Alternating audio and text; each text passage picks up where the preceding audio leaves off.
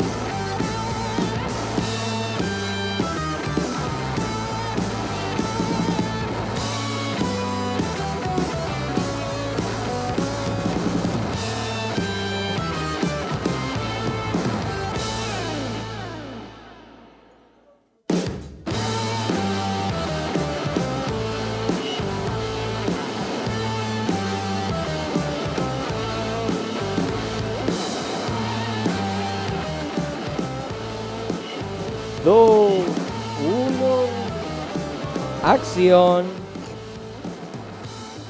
Buenas noches. Segundo programa, hasta acá llegaste. Estamos acá con Blas Berdichevsky. Buenas ¿A mi noches. izquierda? Buenas noches. En realidad, a mi izquierda, tanto política como físicamente.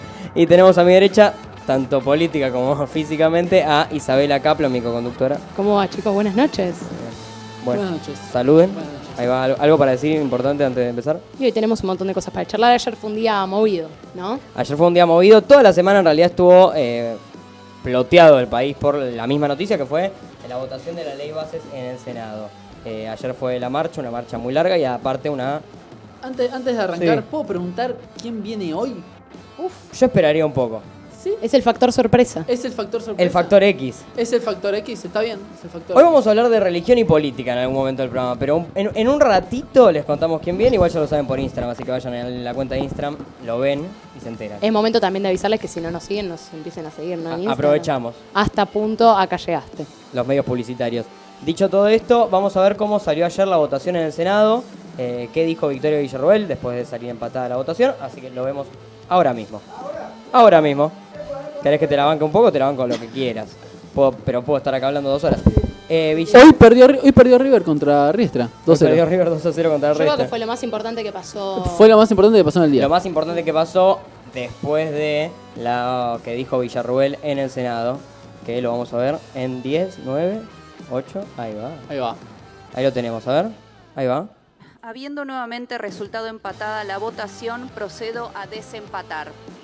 Hoy vimos dos argentinas. escuchando, ¿eh? No Una se está argentina escuchando. violenta que incendia un auto. Claro. Sí, que incendia un Pequeño auto. detail. Que arroja piedras. Si y no que se escucha, igualmente podemos decir lo que... Ah, lo vamos a hacer En escuchar. algún Entonces, momento. sigamos hablando y después avísanos cuando se Podemos escuche. seguir hablando entonces en ese caso. Villarroel, al ver empatada la votación, tuvo que definirse por uno de los lados. Yo estaba esperando que haga la gran cobo. No iba a pasar, pero Que para haga la gran nada. cosa y vote Pero, en contra o sea, de su propio si vos gobierno. creías que eso iba a pasar era porque realmente estabas con problemas. O sea, No, estaba con mucha esperanza. estábamos, que no obviamente salga. que todos queríamos que algo pase. Pero Claro. nada iba a pasar porque nunca pasa nada. Yo quería que Maxi Abad vote en contra. Yo quería que Lucila Krexler vote en favor del país y no claro, en en favor de la busca embajada. de $16.000.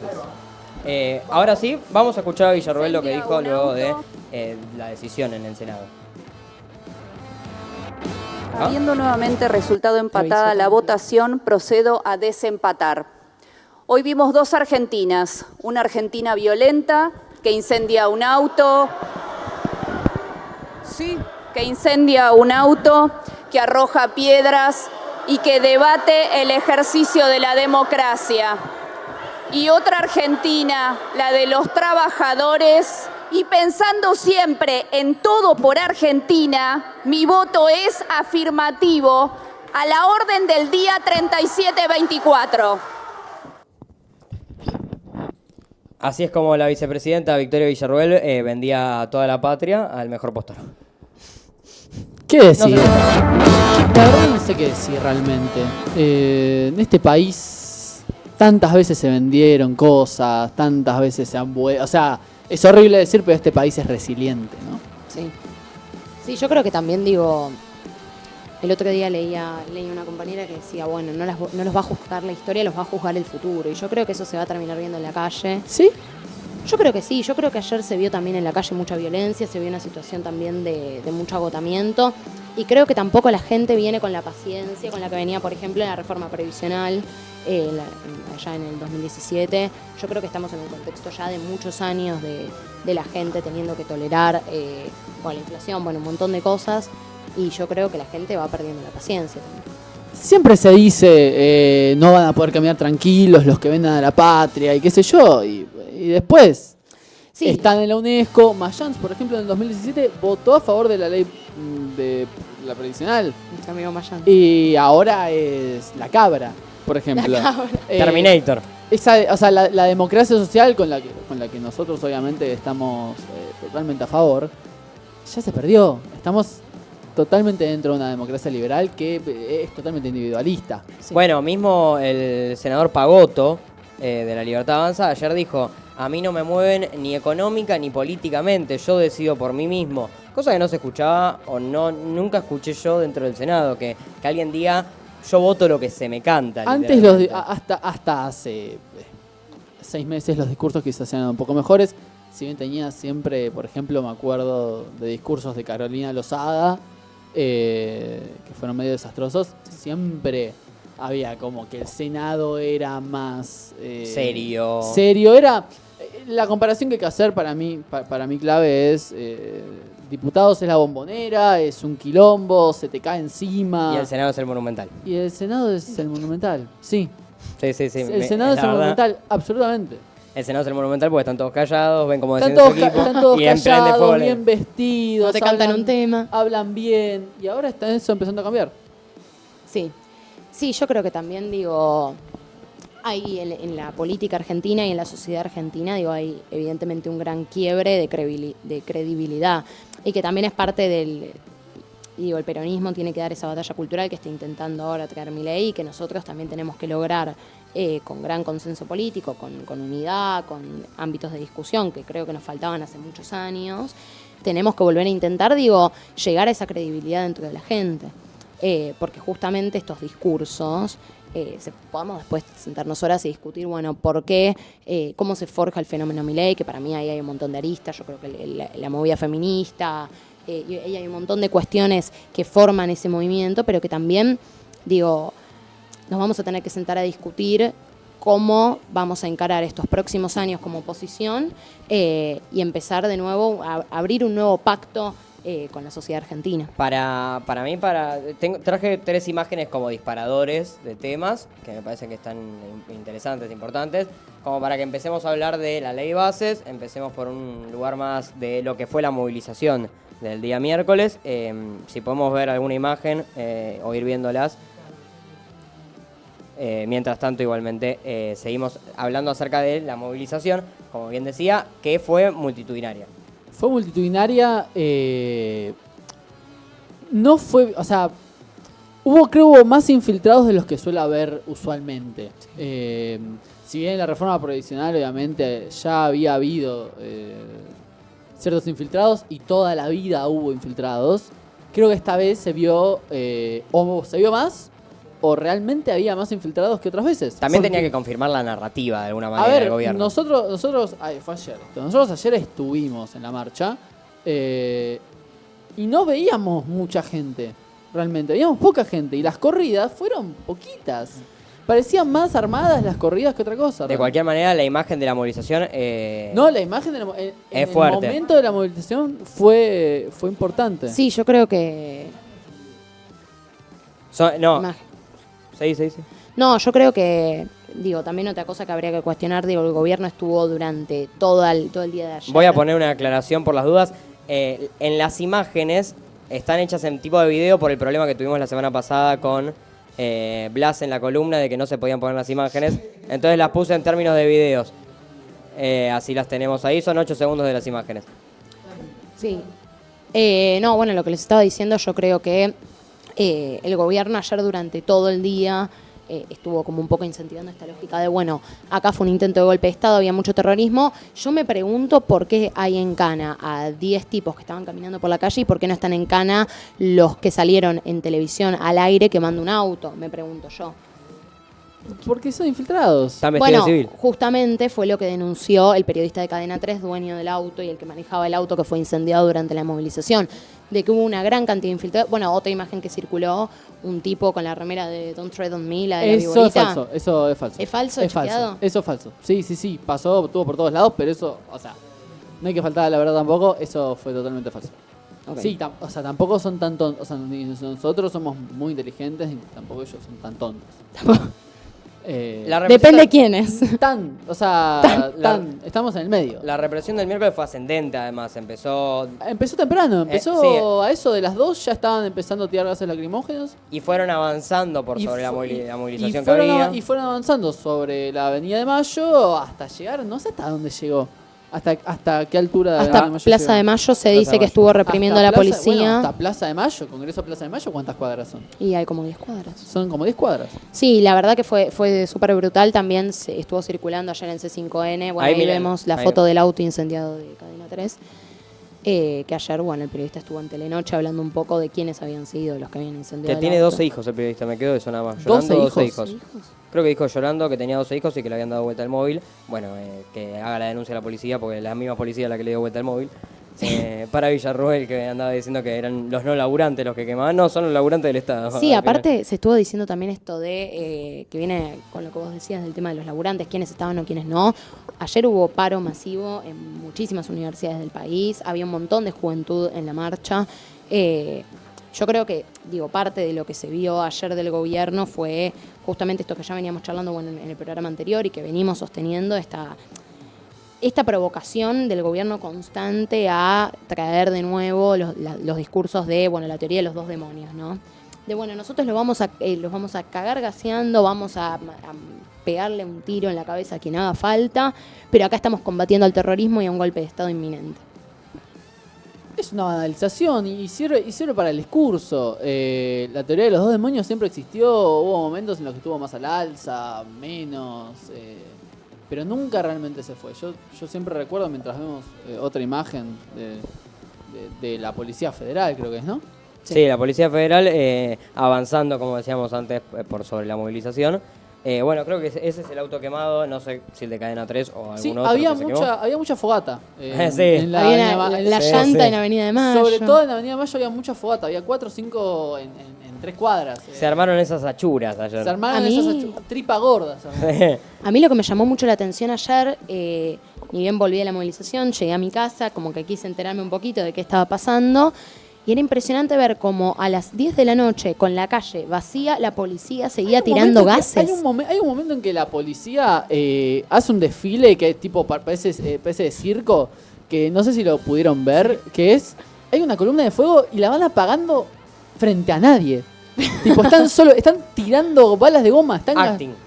Es literalmente un estado bobo que no sabe qué hacer. Que no sabe qué hacer y que malgasta recursos. Sí, aparte esto que también estaba circulando de que supuestamente las balas de goma tenían pintura para ya dejar como blancos objetivos Sí, de las personas. eso realmente, eso siempre se dice, nunca se sabe realmente. Nunca se sabe, pero yo creo que lo que sí se sabe y que se vio durante el día de ayer es que el gobierno, más que liberar la calle, buscaba, generar miedo y provocar en la gente, Obviamente.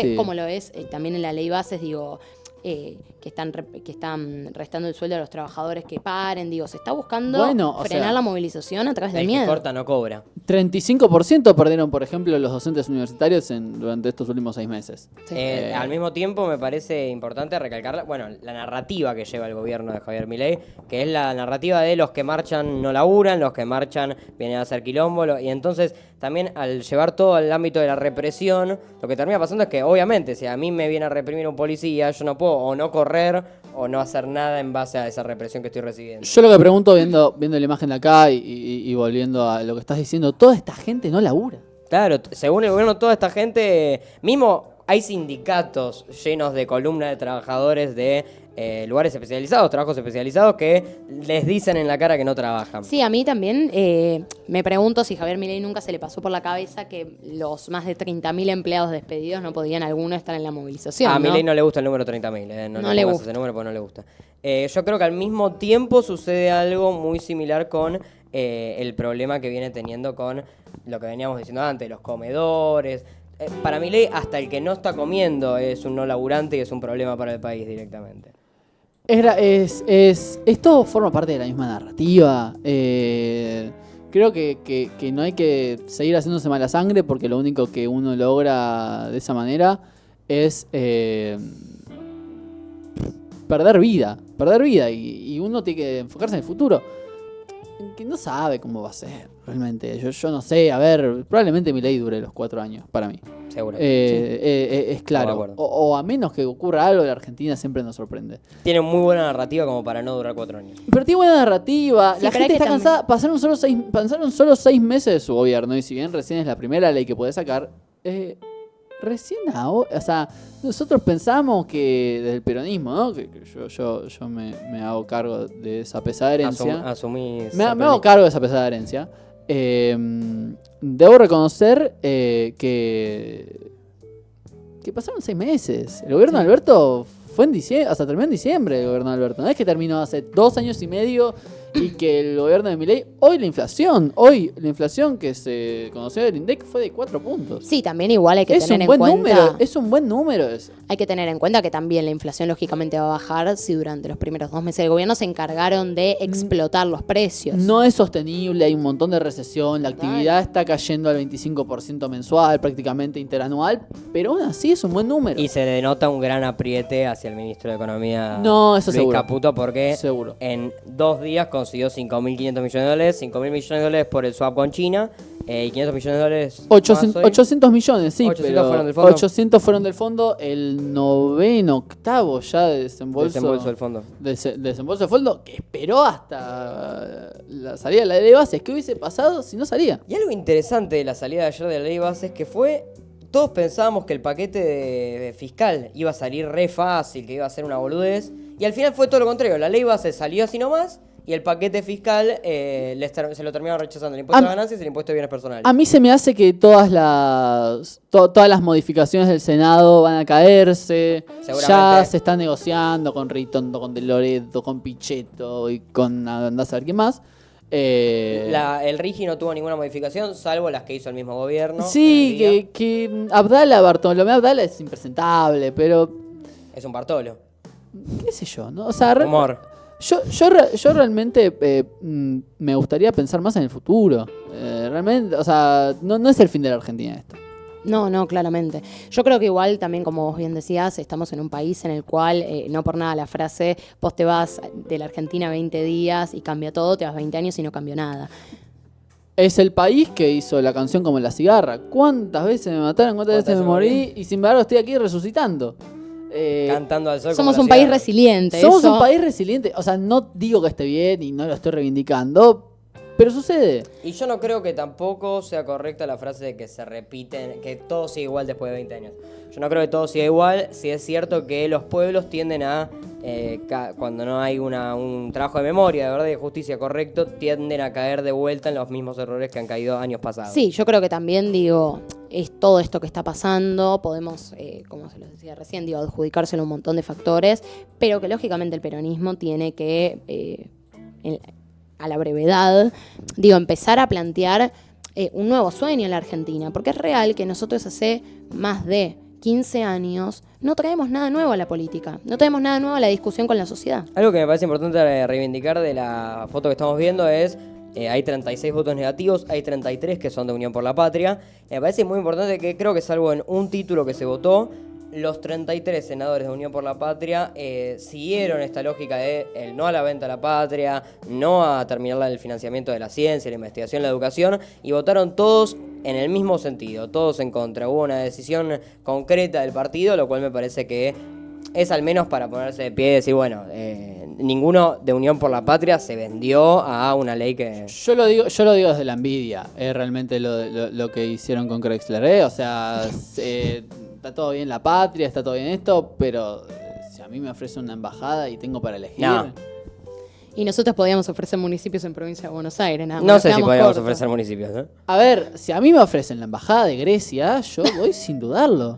Quiero ver Atenas. Para mí hay un problema también de... Yo estoy de acuerdo con vos, pero si yo estoy en la situación de un senador, yo ya llegué al Senado, yo no puedo obviamente que no lo venderme haría. por una embajada. No, tampoco lo haría, pero... Guarda que acá ahora tenemos la posibilidad de guardar clip. Pero si lo hago y tengo la posibilidad de elegir, una de las que elijo también es la UNESCO. No haces nada, estás en París boludeando todo el año.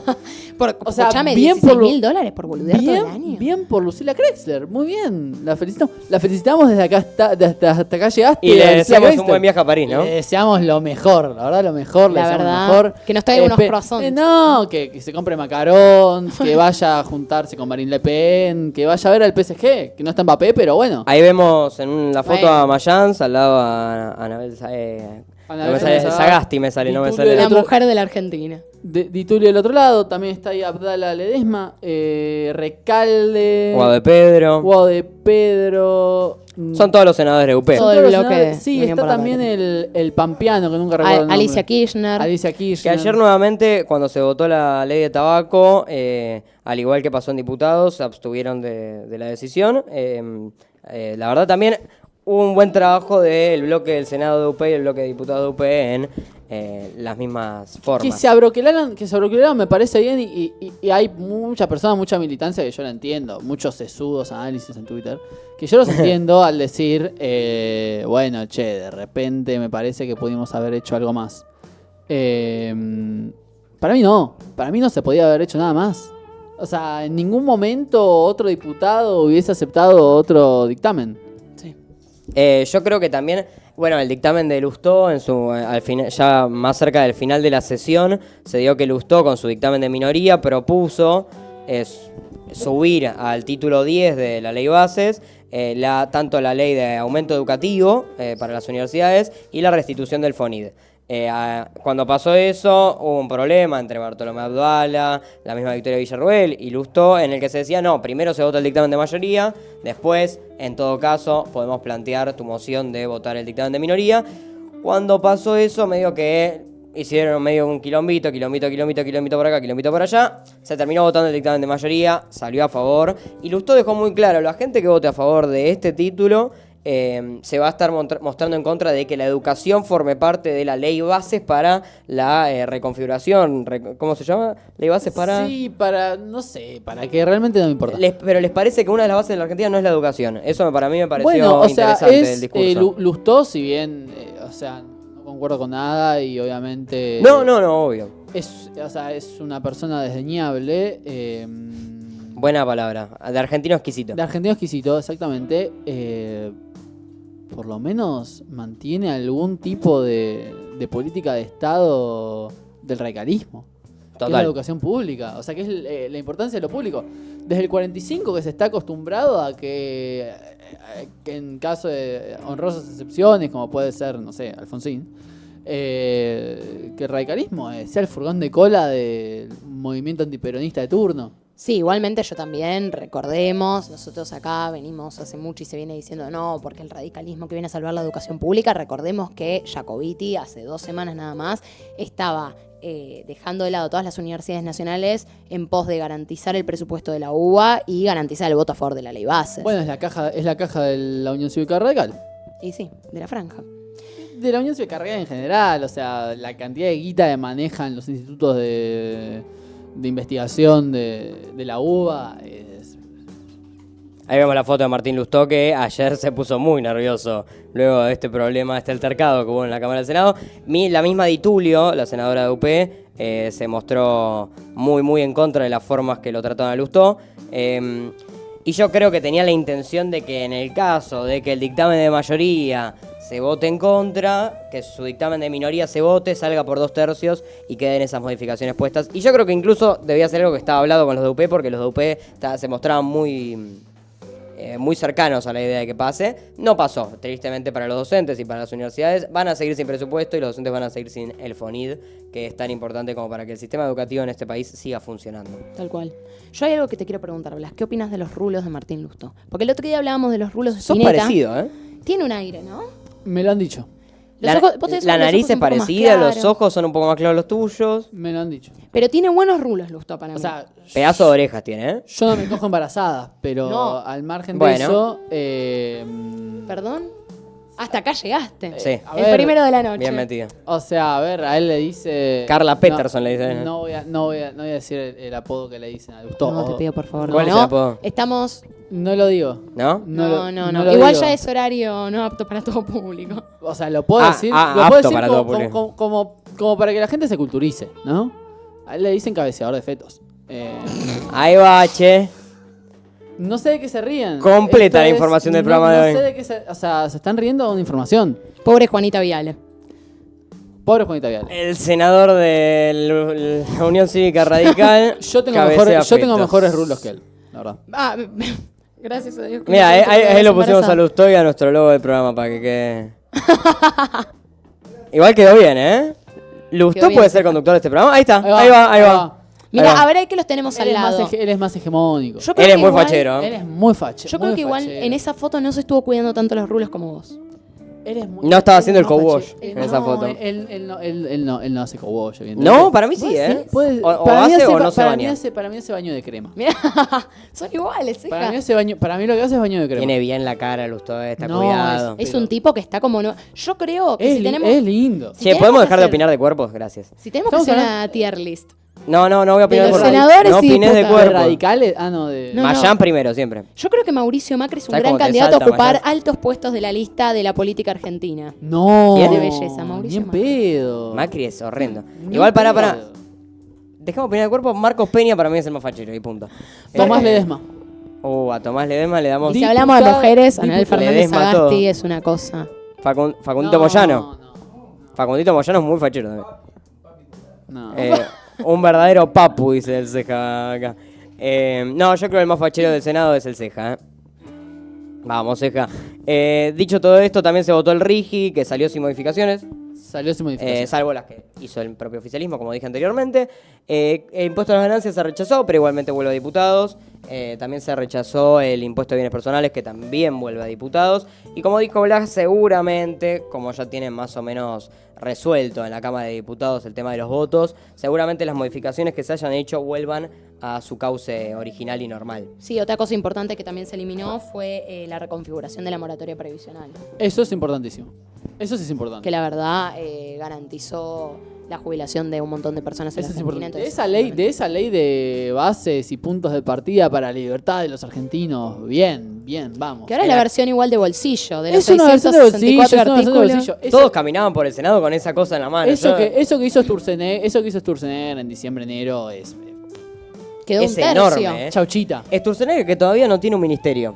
Todavía no lo están invocando en el Ministerio de Regulación del Estado, pero ya tanto Silvia Mercado, que es una periodista muy cercana a Dorni y al gobierno A Manuel. nacional, ya están diciendo que es al caer no solo eso, sino otros cambios dentro de los ministerios. Uno puede llegar a ser Mondino, que se puede llegar a ir. De Anita. Sigue el exilio de miembros del gabinete. Ya se fueron 80 en lo que va del gobierno de Igual Javier yo pensé Milei. que se Diana fueron Mondino 80. iba a durar menos por el tema con China. Finalmente el swap con China se cerró. O sea que de El ese tema lado- es que a Milei lo invitan a ir a Beijing el día 4 de julio. Claro. Que es el día de la independencia de Estados Unidos. Andás a ver qué le van a hacer de hacer. O sea, quizás lo hacen Sí. mandarle flores a Mao.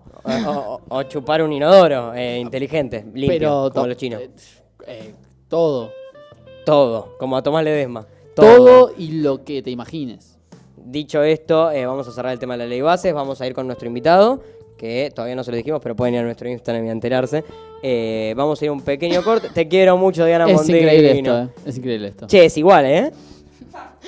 Es muy parecido O sea, el perro a Diana Mondino. Va, Diana Mondino el perro, mirá. en realidad. No sé, ¿cómo es el orden? Mira, No opinemos de cuerpos, chicos. mira, o sea, se lo quiero decir a Diana. Si me quiere ofrecer la embajada de Grecia, yo con mucho gusto me afilo a la Libertad Avanza. Y votas a favor de la ley de base también. Pero, por supuesto. así Ahí va, que ya menos sabés, mal que Blas no Diana, es senador y diputado. Yo creo que igual, me imagino que vas a aportar hasta acá llegaste, ¿no? Porque si todos, si la plata de la embajada llega un poquito para el programa, yo creo que vamos a estar todos muy agradecidos. Por supuesto. Por Y ahí supuesto. vamos todos a votar a favor de la ley de Pero bases. por supuesto. Yo no tengo problema. Por supuesto. A mí si me dan una embajada, démela bien lejos, que no tenga que hacer nada y solo cobre, ¿eh? Sí, por supuesto. O sea, ¿quién quiere? O sea, a España. O sea, No me voy a ir a trabajar. Lleno de argentinos. Sí, sí. Lleno de No, porque aparte argentinos. nosotros movilizamos. Es como ir a chicos, no trabajamos. Florianópolis. Nosotros no trabajamos. Nosotros vamos a las marchas. No, pero Exactamente. sí somos resilientes. Con eso cerramos este pedazo del programa. ¿Nos vamos a un corte? ¿Está preparado? Entonces nos vamos a un pequeño corte y volvemos en 3 minutos, 4 minutos, 5 minutos, ya les digo. Corte. Pum.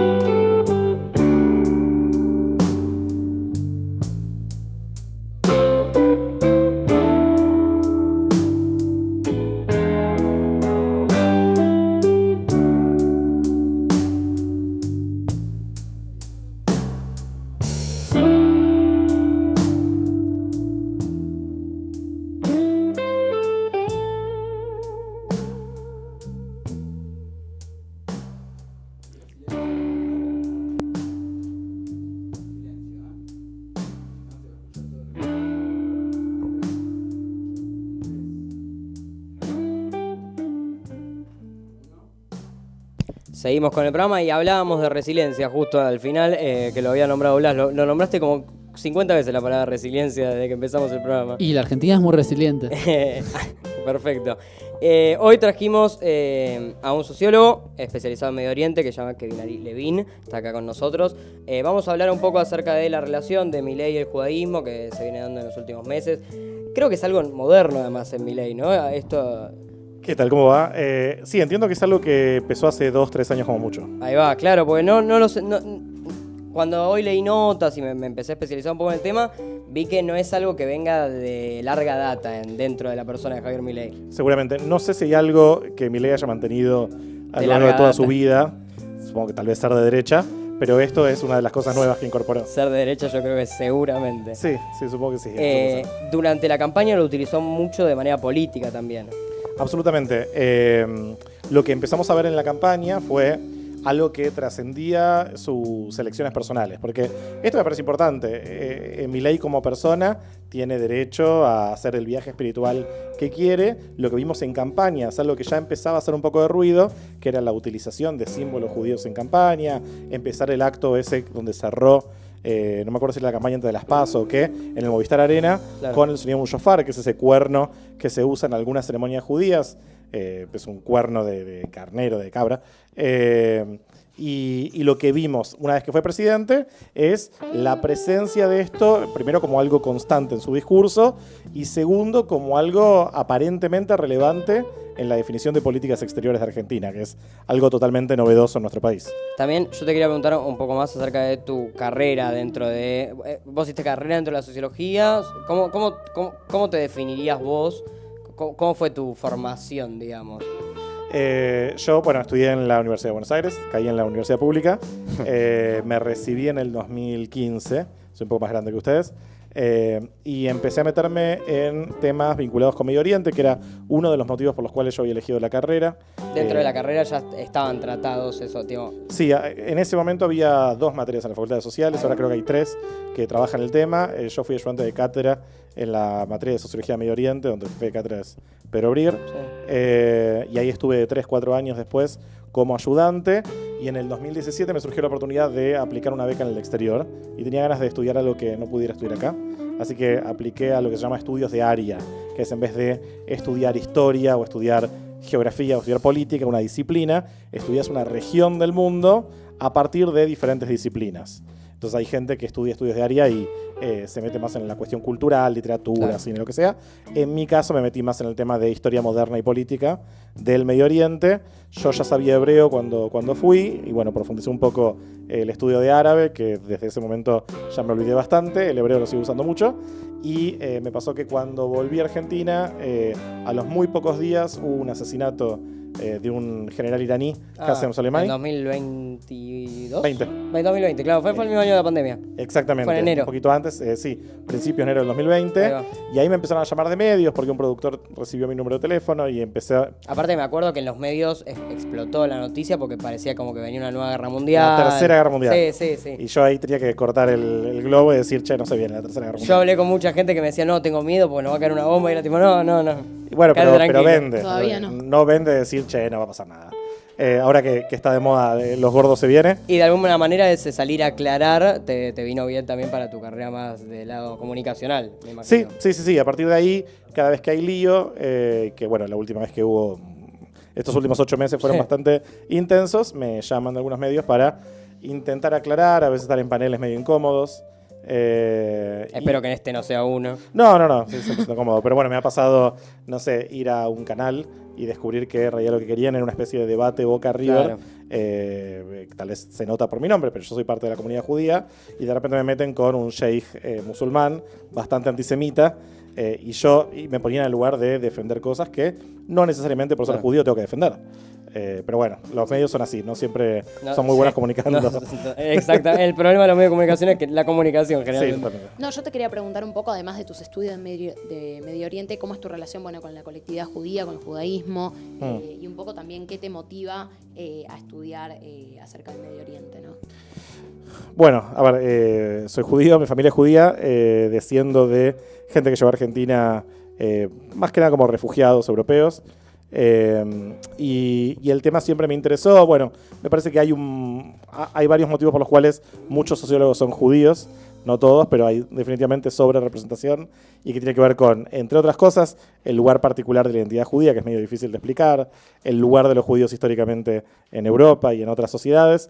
Y cuando tenía 18 años, hice un plan de estudios en Israel y descubrí una sociedad que me parecía muy interesante, en una región que me parecía interesante, que se podía también estudiar desde la sociología.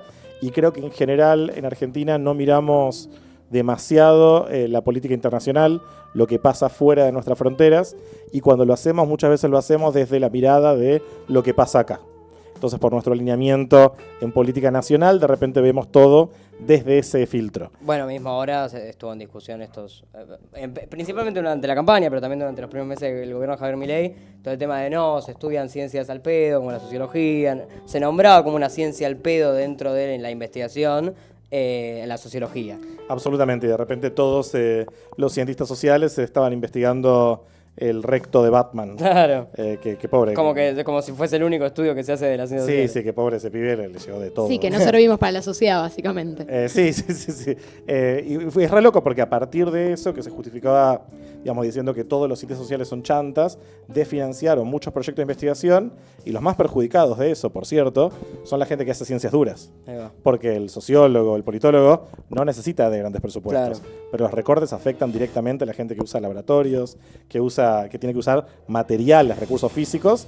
Así que los científicos sociales son los menos afectados por el recorte, habiendo sido usados como la justificación Como la del recorte. justificación del propio Pero bueno, recorte. no podemos esperar coherencia. Cuando nos conocimos, habías nombrado que habías viajado una cantidad de veces inhóspita a Medio Oriente, yo no me acuerdo el número. Mirá, no sé bien, me acordaba. 10.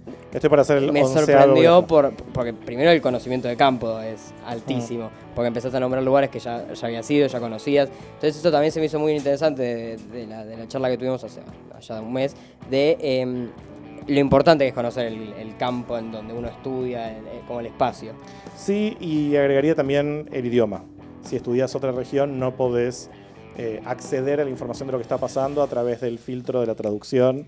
Tenés que recurrir a medios locales, tenés que intentar acceder a la información en vivo, contar con informantes locales que también te den una mano. Eso al menos es la vara mínima. Yo también en un momento cuando empecé en la sociología quería estudiar otras cosas, pero dije, bueno, ya sé hebreo, ya más o menos conozco esta región, tenés que enfocar en lo que tenés los recursos para profundizar. Tal cual. Y me parecía que también no había mucha gente que estaba intentando abordar la región de forma seria. Y también está el concepto de, la imaginación sociológica, como más conocer e integrarse dentro del espacio. Totalmente.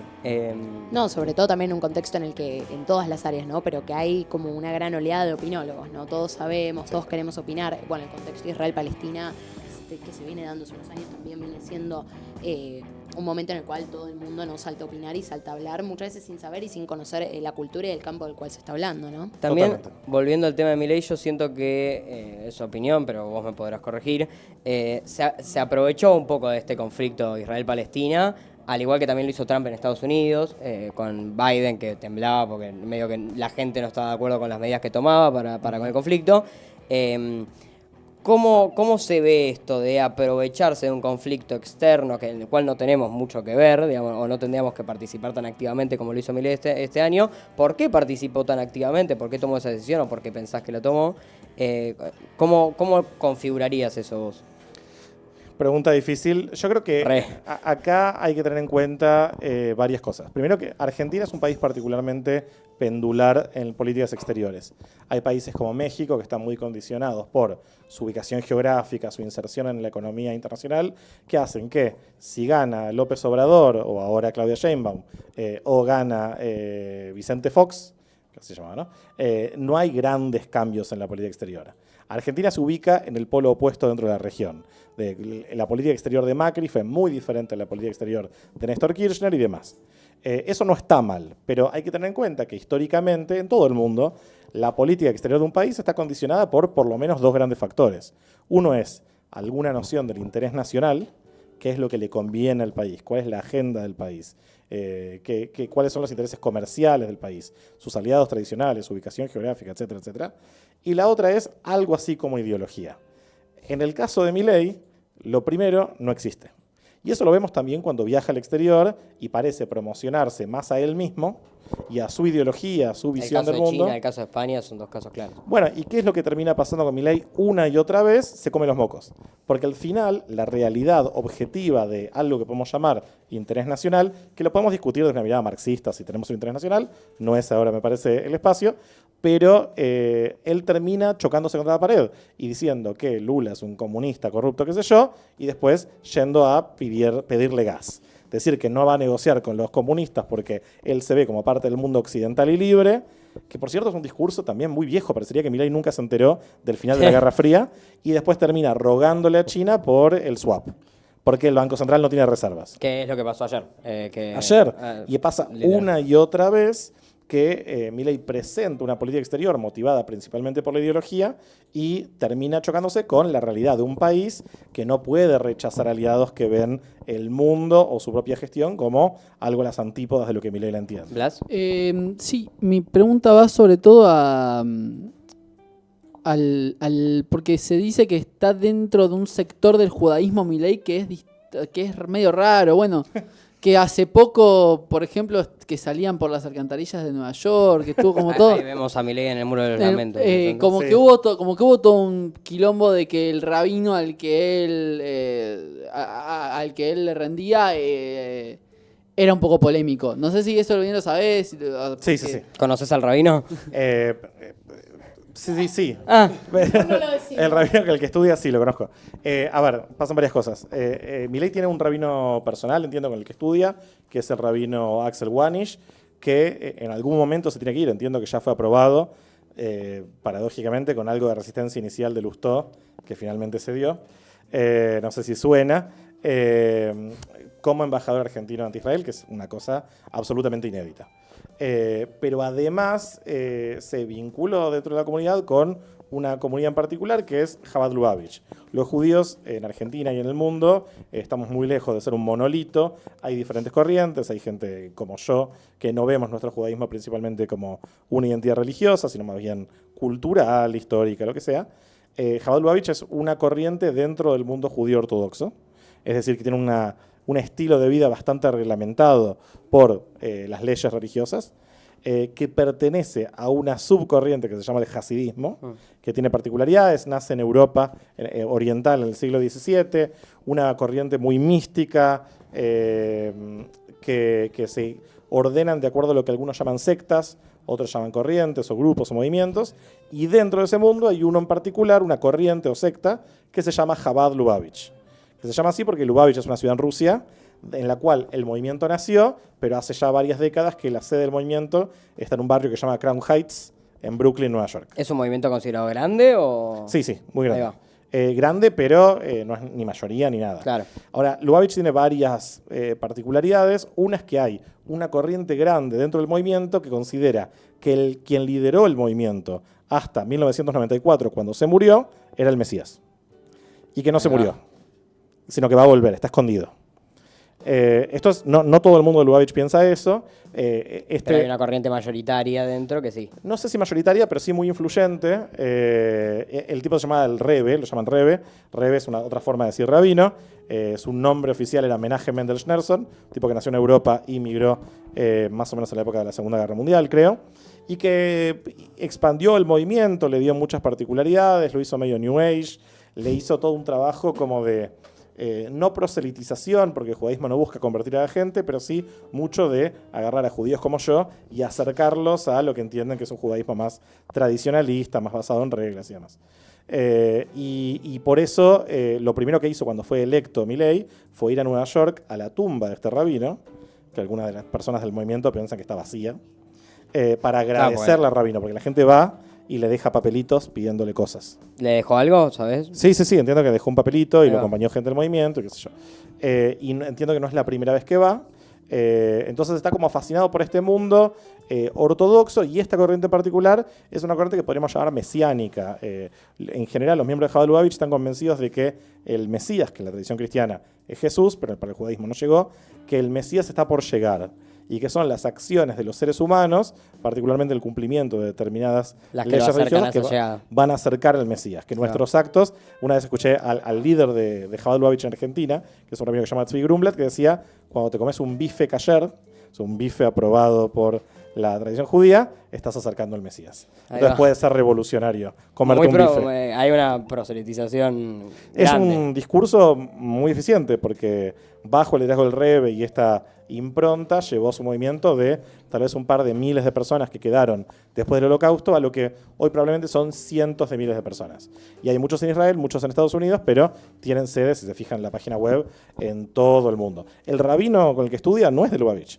O sea que esto evidentemente le llegó por otro lado y uno de los integrantes más famosos de esta comunidad en Argentina es Eduardo Elstein, Ahí va. que es entiendo que el CEO de IRSA, Sí, el dueño de la mayoría de los shoppings en Buenos Aires y de muchos campos y otras empresas. La Sí, mayoría de al que los se le metros cuadrados. concede cualquier espacio público que el gobierno de la ciudad quiere vender. Sí, y el dueño del hotel donde Milei estuvo durante Durante varias el semanas Hotel cuando fue Libertador. electo. Que donde Exactamente. hizo la campaña casi. Exactamente, y donde vivía mientras se construían los caniles para sus perros imaginarios. Fue increíble. Yo te quería hacer una pregunta. Recién cuando entraste hablabas un poco de sorprende un poco el paso de Milei por el judaísmo. Te quería preguntar si más o menos tenías alguna idea de cómo fue, bueno, el paso de Milei por el judaísmo, cómo es, bueno, en el caso de su familia, porque aparte en el judaísmo ortodoxo hay un, no sé si un desprecio, pero no se los incluye tanto dentro de la comunidad los que ellos consideran goys, o sea, que no vienen de parte de un vientre judío. Te quería preguntar un poco cómo es la relación de Milei a través de la familia con el judaísmo.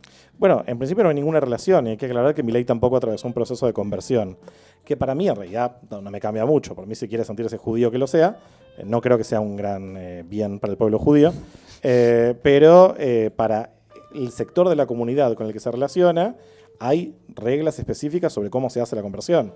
Hace falta estudiar, atravesar un tribunal rabínico, circuncisión y finalmente un baño ritual, que se llama mikve. Milei no hizo nada de eso. Entiendo que su acercamiento fue hace 2 o 3 años, cuando se acercó a la comunidad marroquí en la que trabajaba este rabino Wanish, y que cada tanto va.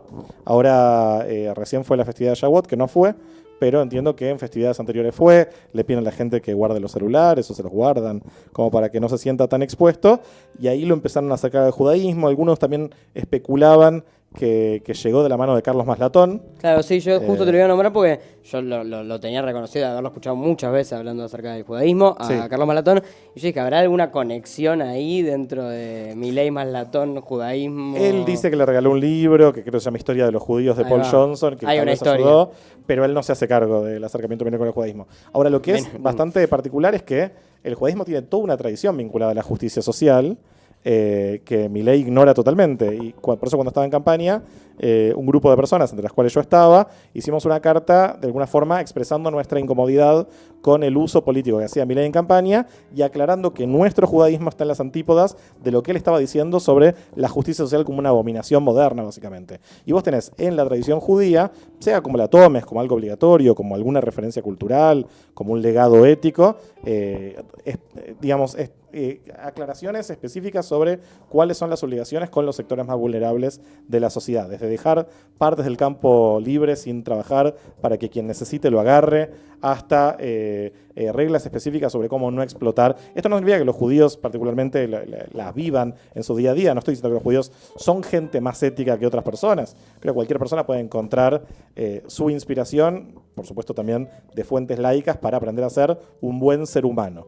Pero en la tradición judía hay mucho de esto, de cómo mejorar el mundo, de cómo tratar al más vulnerable, y el proyecto que planteaba Milei, y que hoy lo vemos también poniéndolo en práctica, está totalmente de otro lado. ¿Cómo choca la idea de un razonamiento político por parte de Milei que, según lo que venís diciendo vos, es contrario al razonamiento que tendría la religión en sí? ¿Y cómo lo hilarías con también este no estudio o quizás no profundización en las formas de conversión por parte de Milei? Digamos, hay algo ahí, ¿no? Sí, yo creo que primero es un pésimo estudiante. Claro. Y está tomando las cosas del judaísmo que quiere.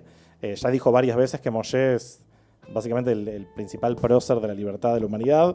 No sé de dónde lo saca. En un discurso que dio hace poco, hablando en contra del aborto, dijo que el aborto era lo que quiso hacer el faraón con los esclavos israelitas en el Luna Park. Y yo estaba escuchando el discurso y pensando, por favor, que no nombre a los judíos, que nombre a los judíos. Por supuesto que lo hizo, porque Era no le queda esperar. otra. Pero nada, yo no sé si es que él escucha lo que a él le interesa o si tiene a su alrededor un círculo de personas que le están dando como a cuentagotas una visión del judaísmo que saben que a él le va a gustar. Y lo vimos también en el Te Deum cuando asumió, creo, que parecía mucho más emocionado por lo que decía el rabino, que era su rabino, y que aparte yo también estaba especulando, incluso lo hablé con el presidente de AMIA un día antes, qué rabino iba a hablar. Porque normalmente va un rabino no tan ortodoxo, porque los rabinos ortodoxos no entran a iglesias. Claro. Porque consideran que las iglesias católicas son un espacio de idolatría al que no se puede entrar. Acá le dieron una exención específica a Para este que rabino entre. para que entre y dé una prédica en una iglesia católica que normalmente no hace. claro. Más rabinos de otras corrientes. Pero bueno, así todo, juró por los santos evangelios y cuando fue al Vaticano se presentó como católico. Con lo cual, no sé, Carrió Sí, fue la increíble. primera que dijo como me siento un poco judía, me siento un poco católica, pero no hacía de esto algo tan presente. Yo creo que van a envejecer parecido, ¿eh? Puede Yo creo que el ser. envejecimiento de Milei va hacia el lado de Lidita Carrió. ¿Vos decís que Milei envejece? A menos que es el Mesías. No, yo decía, Blas. no sé. Creo que No, lo yo decía- anticipo un corchazo. Claro, como que yo, posibilidad sí, certera. absolutamente. Puede ser, ¿eh? Te voy a sacar un poco del tema Milei porque lo voy a hacer con un ejemplo que quizás un poco banal, pero aún así. ¿Qué onda? ¿Qué está ocurriendo en cuanto a lo social, en cuanto a la percepción de Israel-Palestina? Porque, por ejemplo, en Eurovisión, a la puerta de Eurovisión hubo 30.000 personas en la puerta pidiendo que se descalifique a Israel y Sí. como que está empezando, como se siente como que se estuviese empezando a cambiar un poco la visión del conflicto. O sea, si podés explicar un poco eso, porque no me termina de quedar claro si es simplemente algo mío o realmente es algo que está sucediendo. Sí, yo creo que definitivamente hay algo que se está moviendo en ese sentido desde que empezó la guerra hace 8 meses. Empezó el 7 de octubre la guerra, ¿no? Y algo que en su momento yo planteaba al principio de la guerra era que Hamás tenía una sensación muy clara del timing para hacer un ataque así. Hamás sabía que el actual gobierno israelí iba a responder, la forma en la que iba a responder, que está muy relacionada con cómo empezó la guerra, siendo tomados por sorpresa. Un gobierno que hace de la defensa de la seguridad su principal bandera. Y que lo que iba a seguir era una guerra muy, muy espantosa. Que aparte es una guerra asimétrica, entonces cuando hoy en día circulan imágenes de ese tipo de guerra, por supuesto que la simpatía de la gente está con la gente desarmada que está sufriendo los bombazos. Y lo que termina pasando, y que esto creo que es algo excepcional en cómo se trabaja el conflicto, es que a partir de lo que está pasando ahora se cuestiona toda la existencia del Estado de Israel, de una forma que no se hace con otros países. Nadie cuestiona si Rusia tiene derecho a existir como un Estado, el Estado de Israel en particular sí, y creo que también juega el hecho de que Eurovisión ya empezó a meterse en política hace rato. Entonces, cuando Rusia invadió Ucrania, dejaron afuera a Rusia. Y hay gente diciendo, pero ¿por qué Rusia sí e Israel no? Yo creo igual que lo que pasó específicamente con la cantante israelí fue medio espantoso porque la piba no tenía nada que ver, una piba de 20 años, Eden Golan. A mí me resultó un poco difícil de ver y yo no soy de esos que ven antisemitismo en todas las críticas que hay hacia el Estado de Israel. Yo mismo soy muy crítico del gobierno de Netanyahu, pero me parece que muchas veces esa crítica pasa a un lado o una mirada que no se aplica a otros países que están en guerra. Y creo que en última instancia no ayuda. Creo que a veces cuando se lo mira desde lejos el conflicto, se sostienen posturas más extremistas que la que tienen los mismos palestinos que sufren el conflicto en el día a día. Porque es muy fácil desde la comodidad de... ¿Dónde estamos? En Parque Patricios. Decir, bueno, Israel tendría que dejar de existir, pero los que sufren las consecuencias de ese tipo de posturas son otras personas. Entonces creo que hoy se legitiman discursos que hace 8 o 9 meses no existían, que hay una responsabilidad compartida en todo eso. Y no sé qué va a pasar cuando termine la guerra, que espero que sea pronto, porque es un espanto en lo que es el lugar de Israel. Pero lo que logró Hamás, independientemente del resultado militar, es que Israel políticamente, sin dudas, perdió esta guerra, porque se metió en una guerra que era imposible ganar con toda la fuerza y con pocas precauciones posibles. O sea, esta es una guerra que políticamente a Israel lo iba a destruir.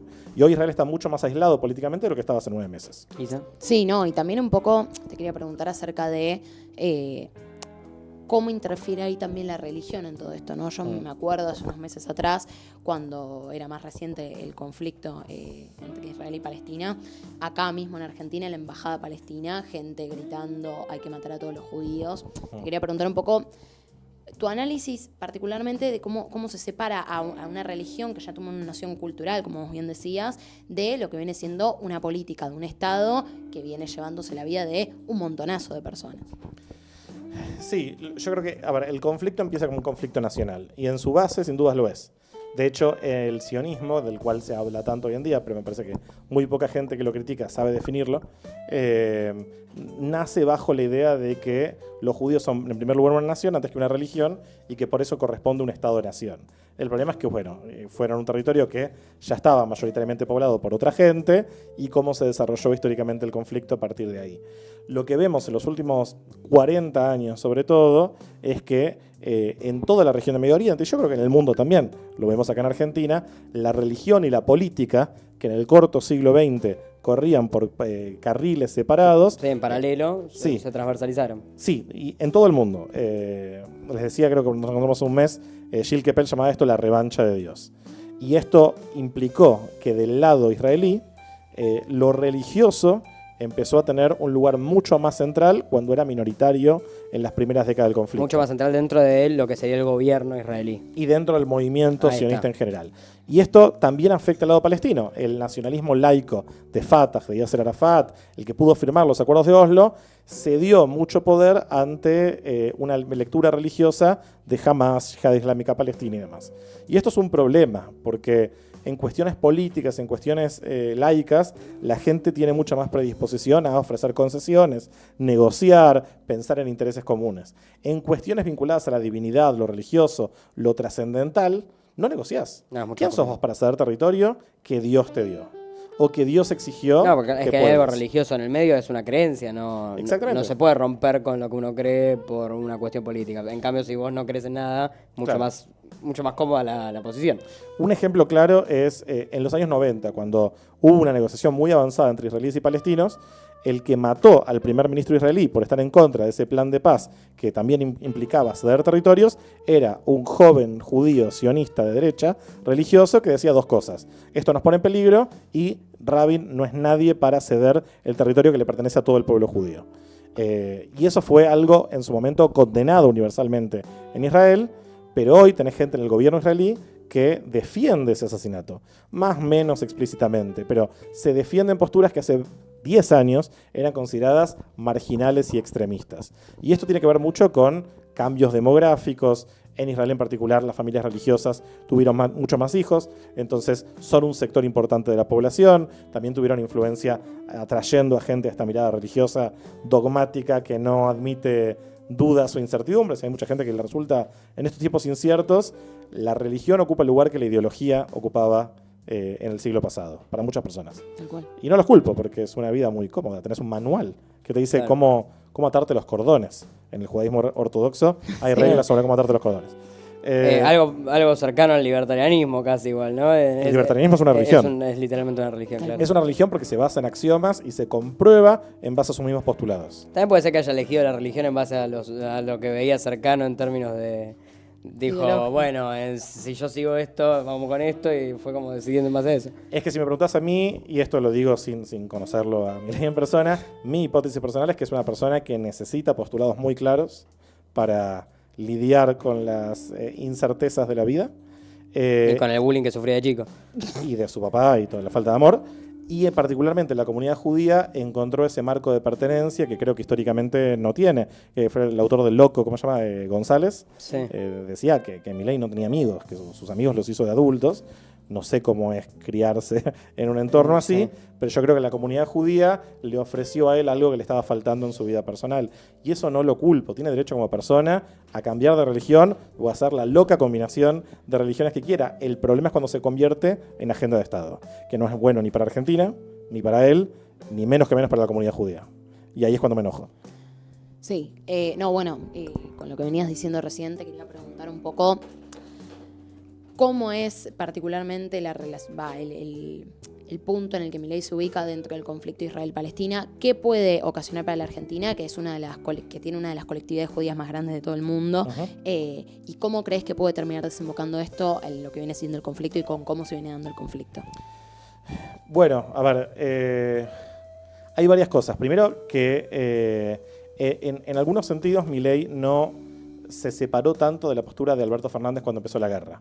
Alberto Fernández, por más que algunas personas lo intenten presentar como el fan número 1 de Hamás o más y demás, se reunió con familiares argentinos de secuestrados, condenó el ataque de Hamás del 7 de octubre y reivindicó algo que es una postura tradicional argentina, que es la defensa de la solución de dos estados y la vía diplomática para llegar a eso. Sí, la neutralidad. Exactamente. Argentina es equidistante históricamente frente al conflicto palestino-israelí y fue uno de los impulsores de la resolución 242, que es la base de cómo se piensa la solución del conflicto hoy en día, que es esencialmente que en el territorio en el que hoy hay un conflicto, el día de mañana va a haber dos estados con fronteras a definir, pero en base a las fronteras del 67 y buscando una solución justa al problema de refugiados. Diplomacia. Claro.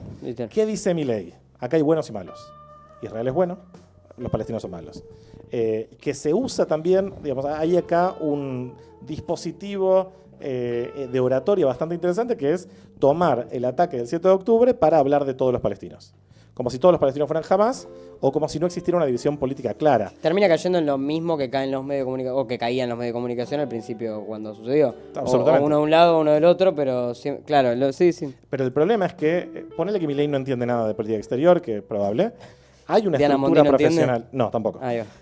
Hay una estructura profesional, diplomática, que sí sabe. Y que evidentemente está siendo ignorado cuando tenés comunicados de política exterior que vienen de la nebulosa que se llama la oficina del presidente. Y esto lo vimos hace poco, cuando en un evento con embajadores de países árabes estaba el embajador de Palestina y Milei canceló el último momento porque no quería cruzarse con el embajador de Palestina. Ahora, el embajador de Palestina no representa a Hamás, representa a la Autoridad Nacional Palestina, que Argentina hace años reconoce como un interlocutor válido, que abrió una embajada a la Autoridad Palestina y que Argentina, como la totalidad de Sudamérica y la mayoría de Latinoamérica, reconoce como Estado. Podemos discutir la eficiencia o no de esos reconocimientos que son más simbólicos. Palestina no cumple con la definición formal de un Estado de acuerdo a la Convención de Montevideo, pero entiendo que tiene que ver con una cuestión simbólica. Y hay cuestiones que definitivamente no ayudan a nadie. Cuando él dice, vamos a mudar la embajada argentina a Jerusalén, hay 4 países en el mundo que tienen la embajada en Jerusalén. Y tiene que ver con evitar un posicionamiento ante un conflicto que se tiene que resolver y que no va a salir de nosotros. Entonces, ¿quién sale beneficiado? Esto es solamente para que Milei sea aplaudido por el sector que le entiende que es su público natural y que le den premios por el mundo, que claramente es la única parte que disfruta de ser presidente. ¿Sentís que ese sector que lo aplaude o le aplaude esa medida es parte de su núcleo duro de votantes? Yo creo que esa al menos es la lectura que le hace. ¿Es correcto o no? ¿O cómo lo ves vos? Yo creo que hay algunos sectores conservadores en la comunidad judía que lo hacen, pero que no son representativos de todos los judíos de Argentina, ni por asomo. Esto pasó ya con Trump. Cuando Trump descubrió, viendo las encuestas, que la mayoría de los judíos de Estados Unidos, por afano, siguen siendo demócratas, ¿qué dijo Trump? Desagradecidos. Nunca hubo un presidente estadounidense tan pro-Israel como yo. Ahora, lo que no se da cuenta Trump es algo que cualquier judío de a pie le podía explicar, que es que primero que los judíos no son solo fieles a Israel. Los judíos estadounidenses son estadounidenses. Claro. Y que piensan en un montón de cosas que no tienen que ver con Israel. Acá, yo unos meses hice una entrevista con Bruno Bimbi, no sé si lo ubican, vive en Brasil, y dijo algo que me pareció súper interesante, que es, parte de la izquierda y parte de la derecha tienen la misma idea de un Israel imaginario, como una vanguardia del mundo occidental, una sociedad hipermilitarizada, una sociedad hipermachista, fuerte, y esto es algo que es repudiado por la izquierda y es admirado por la derecha. El problema es que ninguna está pensando en Israel real, que está lleno de contradicciones, pero se vinculan con esta visión sobre Israel que a la derecha le encanta. Ahora, es posible amar este Día de Israel y odiar a los judíos. Claro. Porque los judíos, muchos, en Argentina no sé, no tengo porcentajes, pero en Estados Unidos ni hablar, históricamente son progresistas. en Estados Unidos, porque viven en las grandes ciudades costeras, tienen sensibilidades progresistas. 85 a 90% votó por Obama. Es que son estadounidenses también, digamos. Son estadounidenses Es y esa tienen cuestión. intereses de clase y tienen la postura que tiene la mayoría de gente que los rodea y en muchos casos son mayoritariamente universitarios, no son el público que vota republicanos. Milei aparentemente piensa que su rabino es representativo de los judíos de Argentina. ¿Cómo fue? Y ya va a Perdón. llegar eso de desagradecidos, ¿eh? Está condenado a pasar. ¿Cómo fue la relación cuando Estados Unidos empieza claramente a fagocitar las relaciones con Israel de manera activa? ¿Cómo fue cambiando la forma de vivir, la sociedad, por esta relación Estados Unidos-Israel? ¿Cambió en algo? ¿Se convirtió más hacia el capitalismo? ¿Se parece en algo a la sociedad americana? Sin duda. Americana no, A yankee. ver, la cercanía de Estados Unidos con Israel pasó a partir de los años 60, a partir de la Guerra de los 6 días, y ese fue un periodo de muchísimas transformaciones. En primer lugar, el más llamativo es que se consolidó en los territorios ocupados a partir de la guerra una dictadura militar, que reglamenta y limita el movimiento de la población, que no termina de definir cuál va a ser el futuro político de esas personas, y se empezó a extenderse la posibilidad de extender un dominio indefinido en el tiempo sobre un territorio sin integrar políticamente a la población que vive en él. Y esto Estados Unidos de alguna forma lo permitió. Eso fortaleció a la derecha, definió como el precedente de la posibilidad de administrar el problema del conflicto sin demasiado esfuerzo por resolverlo. Total, no había presión real de parte. Es como que Estados Unidos se convirtió en un gran posibilitador de estas condiciones que el 7 de octubre explotaron. En el medio también económicamente hubo transformaciones enormes. En la fundación del Estado de Israel hubo mucha influencia de ideas socialistas. Israel pasó de ser una de las sociedades más igualitarias en términos económicos del mundo occidental a ser una de las más desiguales. Así que la transformación es absoluta y yo diría en los últimos 20 años también, a medida que Netanyahu Bueno, las hizo grandes startups cambios. ahora... Sí, ¿y qué pasó con el tema de las startups? Se hipergentrificaron las zonas del centro de Israel. Tel Aviv es invivible. Muchas otras zonas se convirtieron en más religiosas y Netanyahu terminó de matar casi todo lo que quedaba de ese estado de bienestar Claro. o ese estado que se ocupaba de la gente. Ahora, interesante, cuando pasó la pandemia, Netanyahu pudo beneficiarse de la estructura de salud que todavía quedaba De de ese esos estado de primeros años en bienestar. Israel y después lo presentó como un éxito de él. Pero en realidad era lo Típico. poco que no había llegado a destruir. Lo que le permitió que Israel sea de los primeros países en vacunar. Claro. Chicos, ¿alguien? ¿Sigo yo? Sí, sí. Ah, no, porque pensé que me habías tocado. No, en la misma línea yo te quería consultar.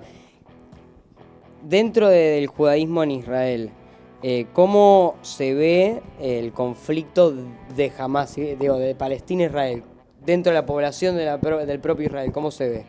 Digamos, todas las personas que habitan Israel están como a favor de su país y diciendo, bueno, ¿está bien lo que se está haciendo? No. De las no, políticas del país, digo, ¿eh? Entiendo. No, absolutamente no. ¿Se De vota hecho, en Israel este año? No, imagino que no. No se sabe. Ahí va. Es así, en Israel hay un sistema parlamentario, un poco inspirado por el sistema británico, pero es unicameral y un solo distrito, o es chiquito también. Y por lo tanto lo que debería pasar es que se vota cada 4 años. Ahora Israel tiene 76 años y está en su gobierno número 37. O sea que en promedio cada gobierno duró 2 años. Claro, sí, sí. Como pasó eso, se disuelven. Hoy en día tenés enormes contradicciones dentro de la sociedad israelí, de hecho hay protestas casi todos los días, y dentro del propio gobierno israelí. Para gobernar Israel vos tenés que tener una coalición de varios partidos que juntos representen a la mayoría parlamentaria. Y lo que termina pasando muy habitualmente, y en los últimos años es prácticamente la Es regla. el mismo estilo que Italia, Inglaterra. Sí, en España también lo ves Dinamarca, ahora, que tienen sí. que gobernar en coalición. El tema es que vos tenés ahí mucha fragmentación. O sea, actualmente el gobierno tiene, estoy pensando, 5 o 6 partidos. Ahí va. Y ¿Y está muy distribuido de manera como equitativa, entre comillas, o hay alguno que es muy mayoritario? el partido mayoritario es el Likud de Benjamin Netanyahu. Ahora, si vos mirás las encuestas, vas a encontrar varias cosas. Una es que, a partir de la guerra, la popularidad de Netanyahu en votos, si creemos en las encuestas, bajó a la mitad. Y se fortalecieron otras opciones de derecha anti-Netanyahu. Derecha e izquierda en Israel no significan lo mismo que acá. Derecha e izquierda en Israel se definen principalmente por su postura frente a los palestinos. La derecha tiende a pensar que esos territorios no deben ser cedidos o solo pueden ser cedidos una vez que estén garantizadas condiciones de seguridad específicas que se exigen. Pero hay un sector de derecha que dice, no, no es nuestro. La izquierda tiende a ser partidaria de ceder esos territorios como condición para la paz. Bien. Y suele ser más optimista con respecto a la posibilidad de encontrar un interlocutor del otro lado. ¿Y hay un crecimiento de esa izquierda en No. este último? No. Deterioro constante en los últimos 30 años. Bien. Ahora hay alguna movida, hay un tipo, Yair Golán, que está buscando unificar a los partidos de izquierda e incorporar a gente que no viene de la política partidaria, que viene de los movimientos sociales y la oposición muy grande que hubo el año pasado al proyecto de reforma judicial que planteó el gobierno. Y hay algo de esperanza. Ahora, si mirás las encuestas, todos esos partidos juntos, con el liderazgo de este tipo, que es un ex militar, con lo cual ofrece como garantía de seguridad para la gente que mira eso, no saca el 10%.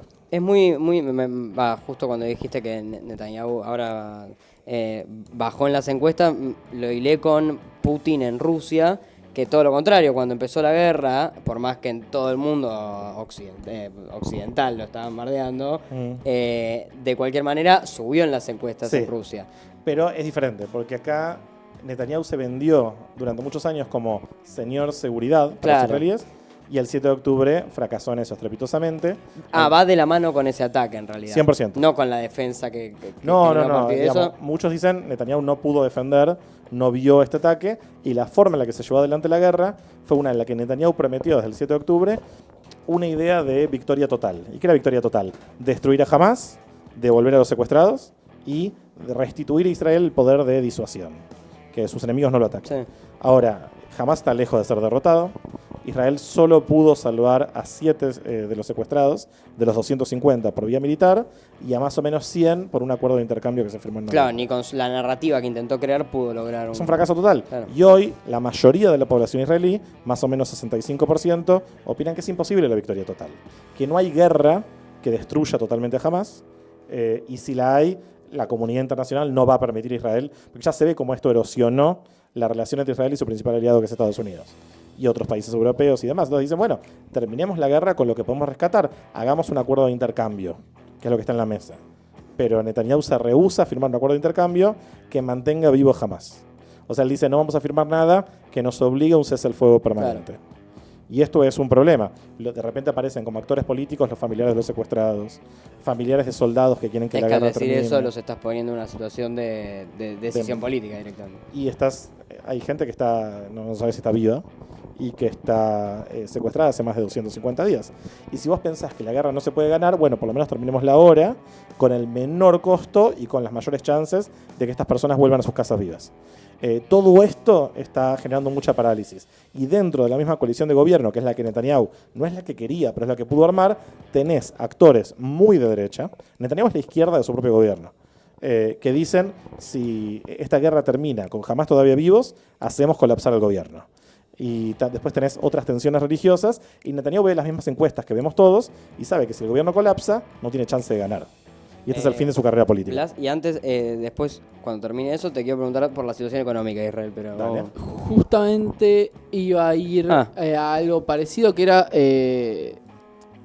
no solo, o sea, estamos muy acostumbrados a tener un poco más de idea de lo que ocurre en Israel. Bueno, está la reforma judicial que justo lo habías mencionado, justo antes del ataque era. Había habido, incluso en octubre del año pasado, si mal no recuerdo, una fuerte movilización en contra de la reforma judicial. Sí, de enero a octubre, Bueno, casi constante.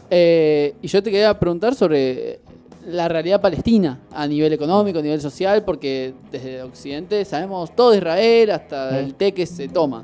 Pero después de Palestina nos confundimos, decimos que Palestina es Gaza, después está Cisjordania en otro lado. No sabemos si toman té. Claro, no sabemos si toman té, o Sí. sea...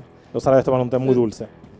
O sea, como que desde esta parte del charco no tenemos la realidad, o por lo menos una pequeña mirada de lo que ocurre también en Palestina, que también hay gente. Por supuesto. Y ahí también es importante tener en cuenta, los palestinos están desde 1948 divididos en varios bloques demográficos. No están necesariamente definidos como palestinos legalmente, pero 23%, si no me equivoco, de la población israelí son de origen árabe, algunos de los cuales se definen como palestinos, porque de hecho lo único que los hace israelíes es la ciudadanía. Algunos se identifican como palestinos, pero muchos tienen familias del otro lado de la frontera. Después tenés los palestinos divididos entre Gaza y Cisjordania, que en total son más o menos 5,5 millones o tal vez un poquitito más, 2.300.000 aproximadamente viven en la Franja de Gaza, más todavía viven en Cisjordania, y en el medio está Israel. Tenés algunos palestinos con un estatus especial que viven en Jerusalén, que en 1967 Israel anexó la totalidad de la ciudad, la unificó, de acuerdo a la ley israelí, unos años después de la guerra, y a los palestinos que vivían en la zona oriental de Jerusalén, que no tenían ciudadanía israelí, les dio un documento especial, que les permite votar en las elecciones municipales, pero no en las nacionales. Son ciudadanos de Jerusalén. Y después tenés muchos palestinos que viven en la diáspora palestina, algunos en lugares que se crearon en el 48 como campos de refugiados, que hoy son ciudades enteras, donde habitan personas que no tienen la ciudadanía del país en el que viven. Que es medio la constante en la diáspora palestina, en la región, pues está la diáspora palestina en Chile, que son chilenos, con la excepción de Jordania, que es el único país que dio masivamente ciudadanía a sus refugiados palestinos e incluso los intentó despalestinizar. Los intentó hacer jordanos. Hubo todo un incidente... Me interesa, ¿había una razón específica de buscar eso o fue Sí. bonomía? No creo. No. Jordania no existía. Claro. Jordania es un invento imperialista que creó Gran Bretaña al final de la Primera Guerra Mundial, y la mayoría de su población, probablemente, porque no hay un censo, son palestinos. Entonces, de alguna forma... Jordanizar. Exactamente. La idea era jordanizarlos para que exista una identidad nacional jordana, porque es la gente que está ahí. Si no, tenías unos beduinos que están ahí. El rey es mitad palestino, digamos, de su... No sé cómo se identifica. Y los palestinos, históricamente, tienen una relación de amor-odio con Jordania, como un país que por momentos los trató bien, pero cuando tuvieron aspiraciones políticas, en Jordania hubo una masacre. Septiembre Negro, en 1970, echaron a la OLP y se llevaron docenas de miles de palestinos, y la sede central de la OLP se mudó al sur del Líbano, donde también intervinieron en la guerra civil de ese país. Entonces los palestinos se convirtieron también como una astilla en la política interna de muchos países. Y con respecto al tema económico, históricamente la situación en la Franja de Gaza es bastante más grave que en Cisjordania. Cisjordania también fue beneficiada de alguna forma por proyectos de inversiones que en la Franja de Gaza no se concretaron, donde no hay, digamos, seguridad jurídica, pero además cada 2-3 años hubo un operativo militar israelí, de los cuales los palestinos nunca terminaron de recuperarse. Estas operaciones, que en general tenían como protagonistas Hamas, pero no siempre, en 2021 la Yihad Islámica, y Hamas decidió quedarse afuera, mirarlo desde el costado, fueron espantosas para la economía palestina. Ahora, nunca hubo, hasta donde yo recuerde, una destrucción como la que se vio en los últimos 8 meses, que va a tener consecuencias muy a largo plazo. O sea, Rafah es prácticamente la única ciudad que queda en pie en la Franja de Gaza, y es la que está siendo atacada hoy en día. Ya para cerrar, no pienses que me olvide, quiero que nos cuentes cómo conociste a Diana Mondino. Ah, sí. El mejor momento, ¿no? No me olvido yo. Mayo del 2021. Ya hace... No. Sí. ¿Quién era Diana Mondino? Eso mismo me pregunté yo. No sabías tampoco. Hubo... Hoy sabés quién es, pero... Hoy sé quién es. Hubo un operativo militar, podemos llamarlo guerra. En el momento los actores no lo llamaban guerra, en la Franja de Gaza. Y fui a Canal 13. Al programa estaba Wiñaski y otros dos. Y cuando estoy esperando, como soy medio desprolijo en mi apariencia, tenía el cuello de la camisa mal puesto. Y se me acerca una señora cordobesa y me dice: discúlpame, yo soy abuela y no me gustaría que mi nieto aparezca en televisión. Mirá, próxima canciller. Y con el cuello mal puesto. ¿Te molesta si te arreglo el cuello? Y arregló el cuello de tu camisa. Y yo digo: qué señora amorosa, nunca me va a sacar Divina. ningún derecho. Ahí está la señora. Ahí está Diana. Ahí, mirá, sí. Y La vemos. así estaba pensando. En ese momento no sabía cómo se llamaba, le pregunté qué era, qué venía a hablar, y me ¿Quién dice: sos? no, yo hago muchas cosas, pero soy economista.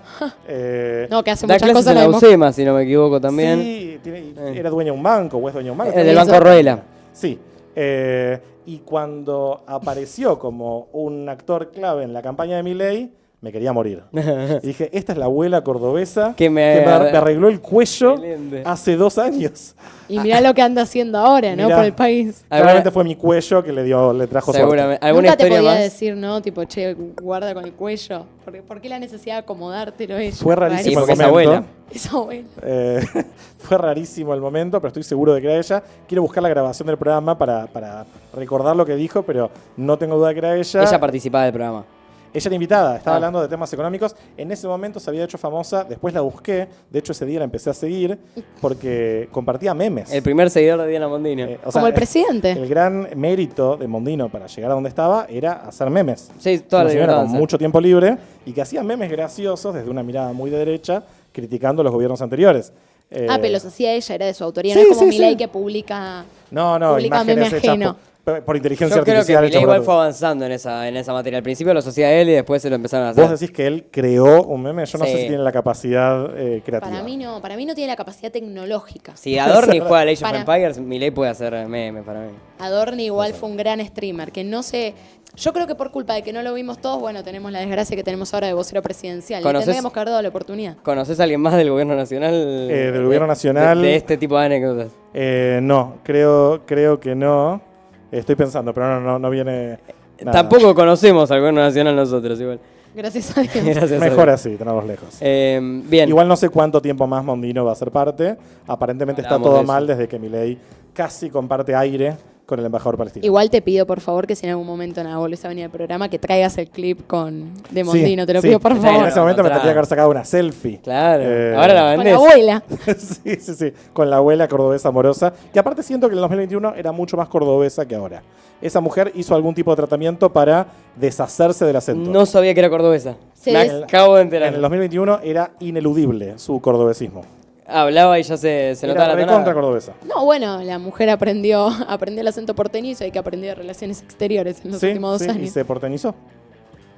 Bueno, te vamos a agradecer eternamente que hayas venido. Gracias a ustedes por la invitación, un Muchas gusto. gracias. Kevin, la verdad, mil gracias. Te pueden seguir en Instagram, ¿no? ¿Querés decir tu Instagram? Sí, en Instagram no publico mucho, pero si me quieren seguir en Twitter, Ahí va. figuro como KA-Levin, porque es mi nombre, Kevin Ari Levin, y ahí tuiteo más de lo que Instagrameo. A lo libertario, mejor Twitter que Instagram. Es que me gusta escribir las fotos. Es más cómodo, es más cómodo. No les dejemos a ellos Twitter. Tenemos Estoy de pelear acuerdo, por esos hay que pasos. pelear por Hay que ganar Twitter, la Total. batalla cultural es por ahí. Igual ahora comprobamos cómo se ve un gobierno lleno de tuiteros, que es un desastre. Hay que dejar a los tuiteros en Twitter, Que Agustín Romo no llegue al gobierno nunca más, por favor. por favor. Con esto cerramos el programa. Saludos, podemos saludar a todos. De paso lo cerramos con vos, que ya estás acá en la mesa. Gracias, chicos. Muchas Kevin. gracias. Gracias a Gracias, ustedes. Ceja, operador. Tommy. Con esto nos vamos. Buenas noches. Mañana es un día largo. Acuérdense, vamos a tener un panel de ciencia e investigación, te lo digo a vos también, en la Universidad de Filo y Letras, en el cual va a estar Daniel Filmus, Alejandra Roca, Ana Franchi. Nada, estás más que invitado vos también. Espectacular. Así que bueno. Es ciencia e investigación con textos adversos. Así que nada, Bárbaro. los invitamos también. Así que bueno, hasta acá llegamos, muchachos. A las 6 de la tarde, mañana viernes a las 6 de la tarde. Así que bueno. Hasta acá llegamos.